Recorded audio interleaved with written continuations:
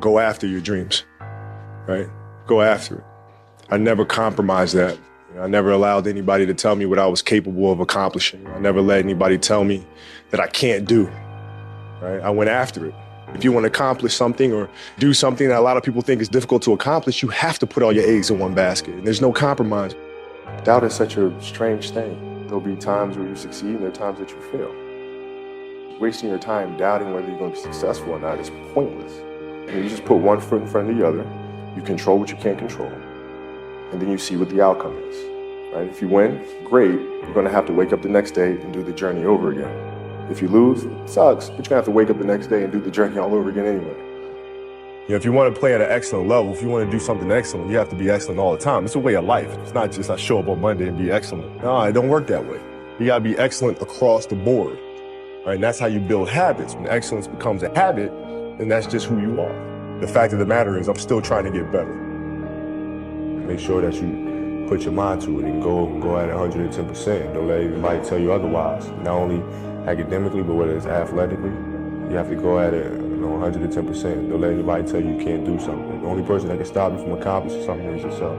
Mental toughness means you're going through a really tough time. Your body's sore, whatever the case may be. I can't get through this particular thing. Right? To me, being mentally tough means you can take your mind someplace else and concentrate on that other thing. To the point where the thing that was bothering you is no longer focused and you don't feel it anymore. It's a competition. My mission is to destroy you. When I play against somebody and we line up, you guard me, my whole purpose was to get you to reconsider your life choice to play basketball. So at the end of the day, you'd be like, you know what? Maybe this isn't for me. How can I mentally figure out ways to break you down? How can I show you that, no, I have the edge? I'm going to beat you. I'm going to let you know I beat you. I'm going to want you to reconsider your professional life choice. Really simple, man. I'm there to just absolutely demoralize and dominate the person that I'm playing against, the team I'm playing against. You know, and that was my mentality going into every single game, is just to absolutely obliterate this guy. I wasn't surprised that I scored 80 points. And that sounds really crazy to say, but truly I was not. My shot felt sharp. My footwork was sharp. My conditioning was sharp. I mean, that summer I put a lot of time in the gym. I put a lot of time on the track. I could run all day. The most important thing, I think, for players that come after me is to understand that these things are possible, because you don't want to ever limit your imagination. How in the world can we inspire people if we're continuing to give them what they believe is possible? Not really inspiring anyone, right? So I think that is the most important thing that I would like the next generation of athletes to take from them. The greatest fear you face is yourself, because we all have dreams, and it's very scary sometimes to accept the dream that you have. And it's scarier still to say, okay, I want that. It's scary because you're afraid that if you put your heart and soul into it and you fail, then how are you going to feel about yourself, right? So being fearless means putting yourself out there and going for it. No matter what, go for it. Not for anybody else, but for yourself. I think the definition of greatness is to inspire the people next to you. It's how can you inspire a person to then in turn inspire another person that then inspires another person. And that's how you create something that I think lasts forever. And I think that's our challenge as people, is to figure out how our story can impact others and motivate them in a way to create their own greatness. You got a lot of people paying their hard-earned money to come watch you perform. It's your job to be in shape. It's your job to be strong enough to perform at that level every single night. And as a competitor, I'm not ducking shit.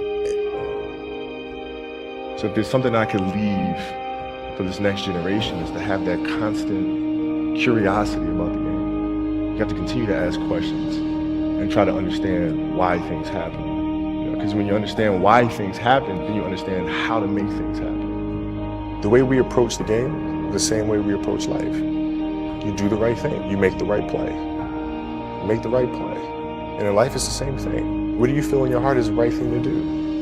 And you do that. You know, it seems so simple, but sometimes the simplest things are the hardest things to do. What I've learned is to always keep going. Always. No matter what happens, the storm eventually ends. And when the storm does end, you want to make sure that you're ready.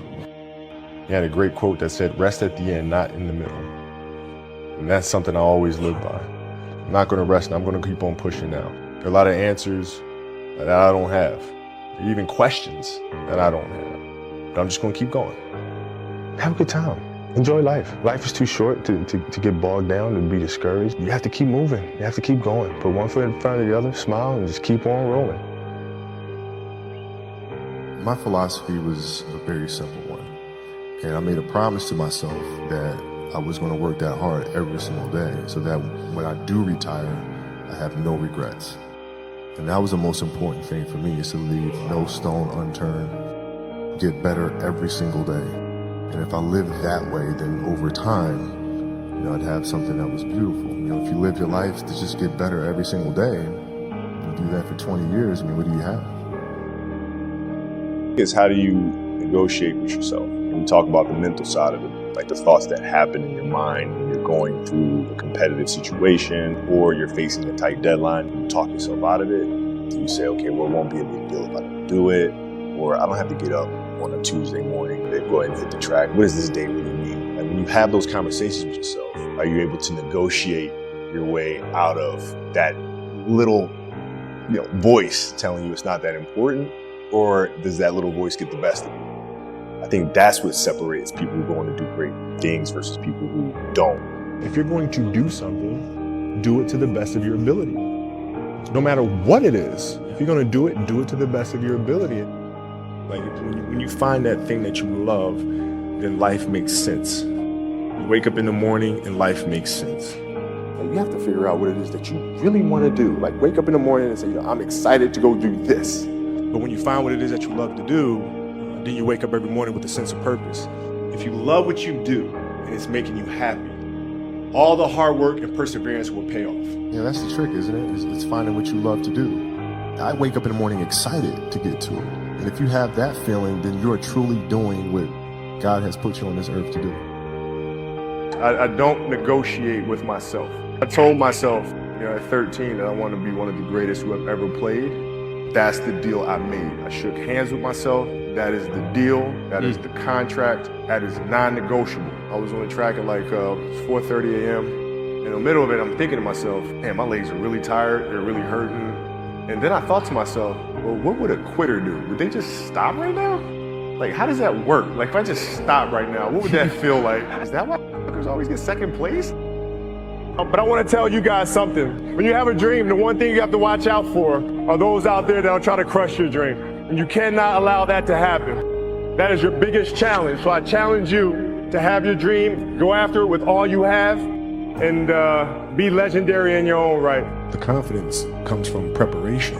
So when the game's on the line, I'm not asking myself to do something that I haven't done thousands of times before. Right? And so in those moments, if it looks like I'm ice cold or not nervous, it's because I've done it thousands of times before. So what's one more time? The key factor for me wasn't whether or not I was ready. It was the fact that if I wasn't ready, I was determined to figure out how to get ready. And ultimately, even if I was ready, I still need to improve anyway, right? So the work's not going to stop. The message is always to go out there and dominate. There's no let up. Once the game starts and once the practice begins, you're in that mode. Everything's a game 7. And when you approach every practice, every game with that kind of mentality, it bleeds into the rest of the guys. And then the rest of the unit has that same approach and that same intensity, but it starts at the top. The most important thing is that you become the best version of yourself. That is the key. Get better every single day. Are you better today than you were yesterday? If the answer is yes, then you're on the right track. That's Mamba Mentality. Get better every single day. Because sometimes, your body just hurts, your legs hurt, and they're sore. But that's how you get better. The only way that you can get better is by pushing yourself beyond what you believe you're capable of doing. At the end of every day, you look yourself in the mirror and you ask yourself, did I get better today? If the answer is yes, and you do that for 5 years, 10 years, 15 years, how much better are you going to be? Are you getting better every single day? That's the question. And it's just taking small steps. You don't try to get it all done in one day, in 1 week, in 1 year. It's the process of getting better every day and doing that for a period of years that then create the masterpiece. It doesn't matter if I'm sick. It doesn't matter if I have a sprained ankle. The kid that's sitting in there might be the next me sitting up there, watching and trying to get inspiration from that. I need to go out there and play. That is my message. Don't look at what I did, but look at how I did it, right? The how. And then you can really transfer that over to any profession, any discipline. That's Mamba mentality.